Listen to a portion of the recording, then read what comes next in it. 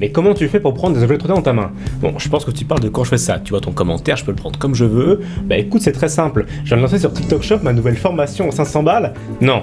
Non, y a rien de tout ça, ça c'est un bout de polystyrène pourri avec des crayons scotch marqués dessus. Donc tu vas voir, c'est très simple à faire. Je te montre. D'abord, je vais prendre un screen de son commentaire. Puis je vais le décalquer et le découper sur une feuille pour avoir une référence. Puis je vais prendre un bout de polystyrène qui traîne dans mes cartons et je vais le découper à la forme de ce commentaire. Comme ça, je vais avoir un objet avec un peu d'épaisseur que je vais pouvoir prendre dans mes mains. Ensuite, je vais venir coller dessus quelques croix avec du scotch sur la surface. C'est ça qui va aider le suivi de mouvement sur After Effects. Et maintenant que mon objet de référence est prêt, je vais rentrer un petit bout de bois à l'intérieur et je vais le scotcher sur un trépied qui traînait. Comme ça, je pourrais le placer exactement où je veux sur ma vidéo. Maintenant, j'ai plus qu'à tourner la séquence. Je pense que tu parles de quand je fais ça, tu vois ton commentaire. Sans oublier bien sûr de retirer le trépied pour enlever le bout de bois en post-prod. Hein, sale fils de pute, t'avais oublié, hein, du coup l'envie n'est plus bon. Mais bon, c'est pas grave. Maintenant, c'est le moment que je préfère. Je mets ma petite vidéo en fond et je commence à bosser. D'abord, je vais faire un masque de son commentaire et je vais l'extruder sur Element pour obtenir un modèle 3D.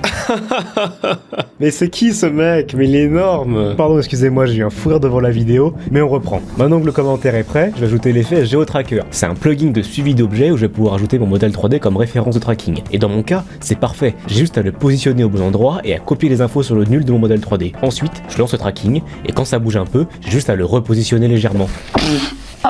J'ai su ma morve et j'ai plus que quelques ajustements à faire. J'enlève le bout de bois avec ma kinplate et quelques autres astuces pas pro du tout. Je fais une roto de mes doigts pour qu'il passe par-dessus le commentaire et bam, le rendu est super et ça m'a juste pris le temps de finir une vidéo de Grim. Bon, vous l'avez vu, je me suis bien cassé le cul pour faire ce commentaire. Mais par exemple, dans la vidéo de Carlito, c'était un simple bus que j'avais utilisé, que Elian vendait à la sauvette à Saint-Florent il y a 3 ans maintenant. Tu connais Anthony Missor? Je fais la même chose, j'ai fait mes bustes. Là, c'est Marc Aurel. C'est comme ça que je l'avais connu. Donc forcément, c'est un peu d'émotion qui remonte. Merci d'avoir regardé la vidéo, je vous embrasse.